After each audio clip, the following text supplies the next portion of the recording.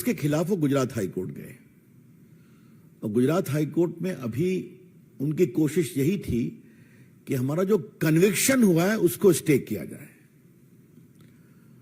Trial court के फैसले के खिलाफ मेरिट पर उनका मामला सेशन कोर्ट में पेंडिंग है। यह थोड़ा समझना बहुत जरूरी है। तो उन्होंने यह आग्रह किया कि हमारे कन्विक्शन को स्टे किया जाए और आज गुजरात हाई कोर्ट ने बड़ा ही विस्तृत ऑर्डर दिया है और उन्होंने उनके इस प्रेयर को रिजेक्ट कर दिया है। बाकी टिप्पणी तो जजमेंट हम देखने के बाद विस्तार से आपको बताएंगे, आपको भी मिलेगा, अभी लोड नहीं हुआ है। लेकिन जो वहां जानकारी मिली है, कोर्ट ने कहा है इनके खिलाफ लगभग 10 मामले चल रहे हैं, इसलिए कोई रीजनेबल ग्राउंड नहीं है स्टे करने का। जहां तक डिफेमेशन का सवाल है, Rahul Gandhi is a habitual offender.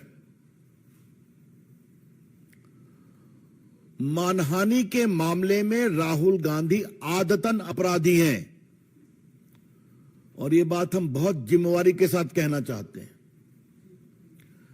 अगर आप उनके पूरे देखें राजनीतिक टिप्पणियों को, तो विदेश में जाके वो भारत के लोकतंत्र का अपमान करते हैं, डिफेम करते हैं, भारत की संस्थाओं का डिफेमेशन करते हैं, चाहे वो इलेक्शन कमीशन हो। अब तो मीडिया को भी डिफेम करते हैं कि आप बिके हुए हैं।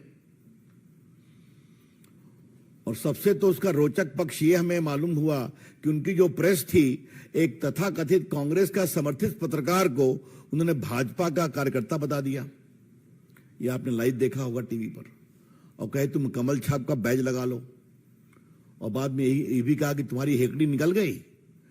तो अब तो वो पत्रकारों को भी नहीं छोड़ते हैं। वो जेएनयू जाते हैं और टुकड़े टुकड़े गैंग के साथ खड़े हो जाते हैं। वो सेना के बारे में खून की दलाली की बात करते हैं। अभी मैं भाजपा की बात नहीं कर रहा हूं। इन्होंने राफेल पर देश में चौकीदार मैं बोल नहीं सकता हूं क्या कैंपेन चलाया, और बाद में भारत की जनता ने जबरदस्त जवाब दिया। सुप्रीम कोर्ट ने कहा कि यह बिल्कुल ठीक है, तो उन्होंने सुप्रीम कोर्ट के निर्णय की भी आलोचना की, और जब कंटेम्प्ट शुरू हुआ तो माफी मांगा। संघ से तो लगता है राहुल गांधी इतना नफरत करते हैं कि गांधी के हत्यारे रहे हैं, उसके खिलाफ डिफेमेशन चल रहा है। तो लगभग 7-8 डिफेमेशन केस चल रहा है उनके खिलाफ। और ये तो उन्होंने ओबीसी का सीधा अपमान किया। पहली बात हमें पूछनी है कांग्रेस पार्टी से, आज आप राहुल गांधी को कंट्रोल क्यों नहीं कर सकते? उनको ठीक ठाक बोलने की ट्रेनिंग क्यों नहीं दे सकते? आपके नेता है ना वो।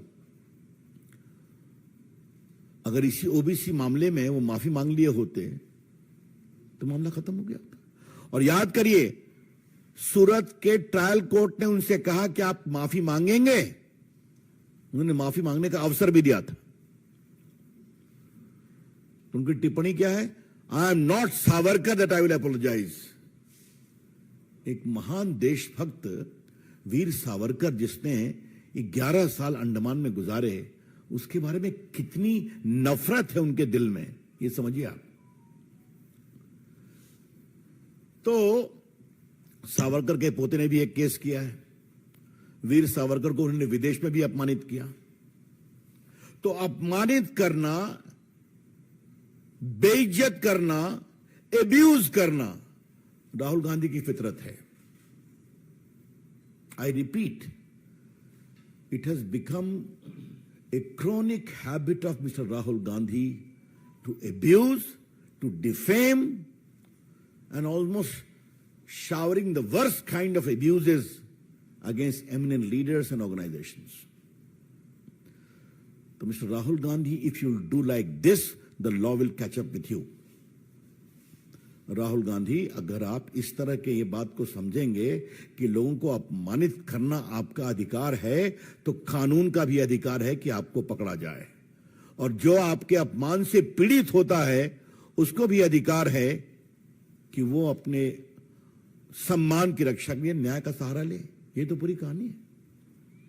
इसमें न कोई फ्रीडम है, न कोई बोलने की आजादी है। कोई कैसे कह सकता है कि सारे चोर का सरनेम मोदी कैसे होता है? क्या मतलब है इसका?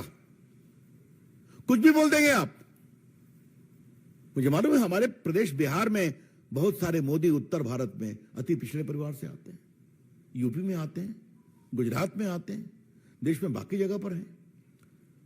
तो you have no control on your tongue कि आप कुछ भी बोल देंगे। और जब आपको कोर्ट ने कहा कि राहुल गांधी जी आप माफी मांगेंगे, तो साहब आप सीधा, मैं सावरकर नहीं हूं कि माफी मांगूंगा। This is, I would say, irresponsible arrogance, गैर जिम्मेदार अहंकार है। किसी को अपने गुणों पर अहंकार हो सकता है। राहुल गांधी में तो मैं तो एक ही अहंकार का भाव देखता हूं कि मैं खानदान में पैदा हुए हैं और उसी की कमाई उनको मिलती भी है। ठीक है भाई, इसके अलावा आप सबको अब्यूज करेंगे, अहंकार दिखाएंगे। मैं कई बार इस मंच से कह चुका हूं कि राहुल गांधी होमवर्क नहीं करते हैं। हम नहीं करते हैं, चले जाते हैं जेएनयू में टुकड़े टुकड़े गैंग के पास, उनके पक्ष में खड़े हो जाते हैं। बाकी तो मैंने सब उनके गिनाया ही। तो आज का निर्णय गुजरात हाईकोर्ट का स्वागत योग्य है।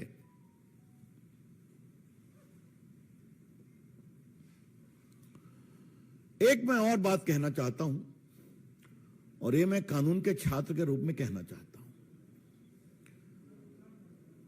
अभी प्रायोजित टिप्पणियां कांग्रेस की ओर से आएंगी, आ सकती हैं कि इतना हार्श पनिशमेंट क्यों दिया। तो हमारा जवाब है, इतना हार्श ऑफेंस क्यों किया? कोई पहली बार किया क्या? Mr. Rahul Gandhi, your conduct has disentitled you from getting any remission as far as sentence is concerned. Court ने तो आपसे कहा था आप माफी मांग लीजिए, विषय को खत्म करिए, तो उस पर तो आपने और, तो इसलिए अगर आज 10 केस आपके खिलाफ चल रहे हैं तो चले। तो इसलिए ये निर्णय उचित है। अब वो जाएं, सुप्रीम कोर्ट जाने की मैं खबरें सुन रहा हूं, ठीक है, उनका अधिकार है। लेकिन ये जो विधि सम्मत निर्णय आया है, ये उचित निर्णय है। और इसमें राहुल गांधी के सिर्फ यही नहीं, राहुल गांधी के डिफेमेशन के संबंध में पूरे आचरण को भी नोटिस किया गया है। क्योंकि आपको मालूम ही है कि अगर आपके खिलाफ केस होते हैं तो judicial proceeding is a matter of record, वो तो नोट हो सकता है। तो अपनी ओर से मित्रों, मैंने कुछ विषय आपको बताया। कोर्ट ने एक बार कहा है कि राहुल के खिलाफ कम से कम 10 क्रिमिनल केस पेंडिंग है। इसके अलावा उनके खिलाफ कुछ और केस फाइल किए गए हैं। एक तो वीर सावरकर के पोते ने दायर किया है, जो अभी वो हाल में विदेश में उन्होंने उनको टिप्पणी किया। अब कोर्ट ने कहा है कि परिस्थितियों के आलोक में सजा पर रोक लगाने का कोई विषय नहीं बनता है और सूरत के सेशन कोर्ट के आदेश में हस्तक्षेप की आवश्यकता नहीं है। Therefore, the High Court has taken into account the totality of situation and his conduct and said it is not a case fit for a stay of conviction. ये बात मैं आपसे कहना चाहता हूं। बाकी तो